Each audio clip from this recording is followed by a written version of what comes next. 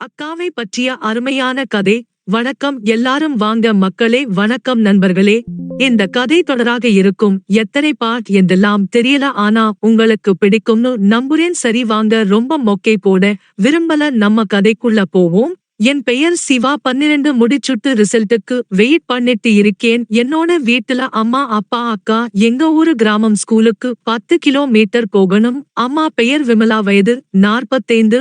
அப்பா பெயர் ராஜா, வயது 50. அக்கா பெயர் நிஷா, வயது 24. நான் நன்றாக படிக்கக்கூடிய பையன், அதனால் அப்பா ரிசல்ட் வரதுக்கு முன்னாடியே எந்த காலேஜ்ல சேர்க்கலாம் என்று சொந்தக்காரவங்க கூட பேசிட்டு இருப்பாரு. ரிசல்ட் வந்துச்சு, நல்ல மார்க் தான் எடுத்திருந்தேன். எனக்கு சென்னையில நல்ல இன்ஜினியரிங் காலேஜ் கிடைச்சிச்சு.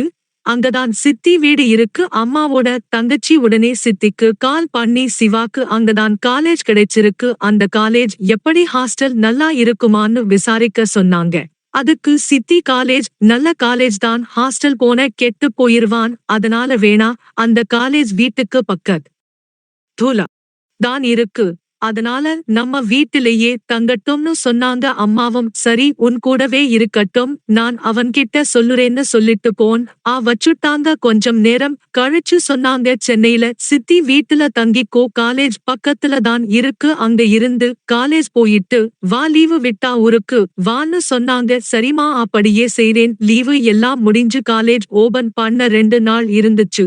சரி சித்தி வீட்டுக்கு போவோம்னு சென்னை கிளம்பினேன். நைட் 8 மணிக்கு பஸ். மறுநாள் காலையில 7 மணிக்கு சென்னைக்கு போனேன். சித்தப்பா பஸ் ஸ்டாண்டுக்கு கூப்பிட வந்தாங்க. சித்தப்பா, டே எப்படி இருக்க? நான் நல்லா இருக்கேன், நீங்க எப்படி இருக்கீங்க? சித்தப்பா, நல்லா இருக்கேன். சரி வா போகலாம். வீட்டுக்கு பைக்ல போனோம். வீட்டுக்கு போனதும் சித்தி கதவை திறந்தாங்க. சித்தி, டே சிவா எப்படி இருக்க? பார்த்து 5 வருஷம் ஆகுது, சின்ன பையனா இருக்கும்போது பார்த்தது, ஆளே மாறிட்ட. நான் நல்லா இருக்கேன் சித்தின்னு சொல்லிட்டு மேலே இருந்து கீழே வர பார்த்தேன். 5 வருஷம் கழிச்சு இப்போதா சித்தியை பார்க்கிறேன். சும்மா சொல்லக்கூடாது, செம்ம அழகு நைட்டி போட்டிருந்தாங்க. சித்தியை பத்தி சொல்லியே ஆகணும். அவங்க பேரு சித்ரா, வயசு 40.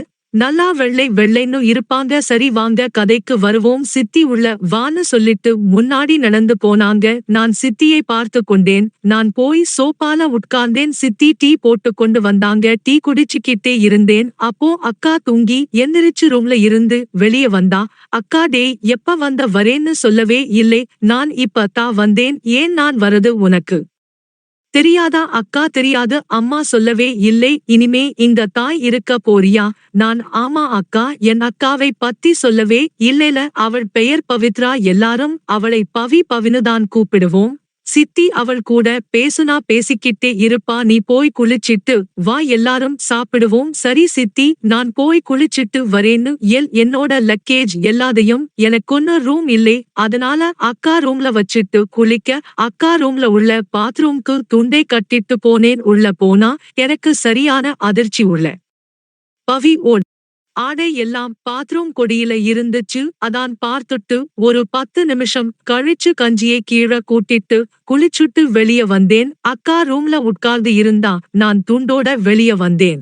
என்னை பார்த்துட்டு, என்னடா உடம்பே நல்லா வச்சிருக்க, காலேஜ் போனா எல்லா பொண்ணுங்களும் உன் பின்னாடிதான் திரிய போறாங்க, ஆளு வேற அழகா இருக்க, பார்த்து இருந்துக்க, கிண்டல் பண்ணாத அக்கா. டே என்ன அக்கான்னு கூப்பிடாத, உன்னை விட 2 வயசுதான் பெரியவ, அதனால பவினை கூப்பிட்டு இனிமே பவினை கூப்பிடுறேன். சரி வாடா போய் பிடுவோம். மணி 10 ஆச்சு. நானும் அவளும் போய் சாப்பிட உட்கார்ந்தோம். சித்தி இட்லி கொண்டு வந்து வச்சாங்க. பவி என்னோட பக்கத்துல உட்கார்ந்து இருந்தா. சித்தப்பா எனக்கு எகிதாப்ல உட்கார்ந்து இருந்தாரு. சுத்தி சாப்பாடு பரிமாறினாங்க. பவி சாப்பிட்டு இருக்கும்போதே என்னோட தொடையே கிள்ளுனா. நான் அவளை பார்த்தேன். என்னை பார்த்து சிரிச்சா. நானும் எதுவும் சொல்லல, சாப்பிட்டு இருந்தேன். சித்தி என்னோட பக்கத்துல நின்றுகிட்டு இருந்தாங்க. நாங்க டேபிள்ல உட்கார்ந்து சாப்பிட சித்தி இட்லின்னு சொன்னேன். அவங்க இந்தா வைக்கிறேன்னு பக்கத்துல வந்தாங்க. நான் சித்தியை பார்க்கிறதை பவி பார்த்துட்டா. பவி என்னோட காதுல வந்து, என்னடா இட்லி நல்லா இருக்கான்னு டபுள் மீனிங்ல கேட்டா. எனக்கு என்ன சொல்றதுன்னு தெரியல, திருன்னு முழிச்சுட்டு இருந்தேன். அவ உடனே தட்டுல இருக்க இட்லி நல்லா சாப்பிட்டா இருக்கும்லன்னு சொல்லி சிரிச்சா. நானும் உடனே ஆமான்னு சிரிச்சேன். அப்படியே சாப்பிட்டு முடிச்சுட்டு உட்கார்ந்து டிவி பார்த்துட்டு இருந்தேன். சித்தி வந்தாங்க. என்னடா பிரியா இருக்கியா, உன்கிட்ட கொஞ்சம் பேசணும் சொல்லுங்க சித்தி. அது ஒண்ணும் இல்ல, இனிமே இங்கதான் இருக்க போற. இங்க 2 ரூம்ல இருக்கு. ஒரு ரூம்ல நானும் சித்தப்பாவும் படுத்துப்போம். இன்னொரு ரூம் பவி ஓட ரூம். அவ கூட நீ படுத்துக்கோ. அவளோட ரூம் கொஞ்சம் பெரிய ரூம்ல, அதனால அந்த ரூம்ல நீங்க 2 பேரும் இருந்துக்கோங்க. அவ கொஞ்சம் குறும்பு துருன்னு இருப்பா, கொஞ்சம் பொறுத்துக்கோ. அப்புறம் இன்னும் 2 டேஸ்ல சித்தப்பா துபாய் போறாரு, வர 2 இயர் ஆகும். அதுவரை நீதான் கூட இருந்து எல்லாத்தையும் பார்த்துக்கணும். சித்தப்பா பைக் இருக்கு, அதுல காலேஜ் போய்க்கோ. உன்னோட காலேஜ் பக்கத்துல தான் பவி ஓட காலேஜ், அதனால போகும். போ. அவளையும் கூட்டிட்டு வந்துரு.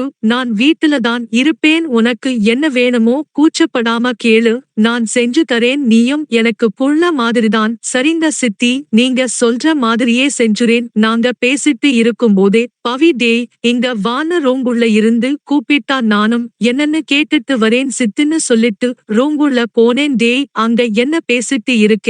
இங்க வா, எனக்கு உன்கிட்ட கொஞ்சம் பேசணும். சொல்லு பவி. என்கிட்ட என்ன பேசணும்? டே, உன்னை பார்த்து ரொம்ப நாள் ஆச்சு. உன்னை பத்தி எதுவுமே தெரியாது. சரி, கேட்டோம் தெரிஞ்சுக்குவோம்னு கூப்பிட்டா. ரொம்ப சீன் போடுற.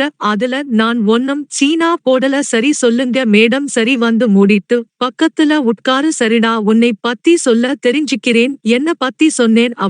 அவளை பத்தி சொன்னாள். கொஞ்ச நேரம் பேசிட்டு இருந்தோம். அப்புறம் என்கிட்ட டே நீ சிங்கிளான்னு கேட்டா. ஆமா, நான் சிங்கிள் தான். ஏன், எதுவும் பொண்ணை செட் பண்ணி தரப்போறியான்னு கேட்டேன். உடனே அவ சாருக்கு நாங்க மாமா வேலை வேற பார்க்கணும்னு ஆசையோ? சும்மாதான் கேட்டேன். நைக்கு நாள் அப்படியே போச்சு. நைட் 9 மணி இருக்கும். எல்லாரும் சாப்பிட்டு தூங்க போனோம். நானும் பவியும் ரூங்குள்ள போனோம். பவி போய் பெட்ல படுத்தா.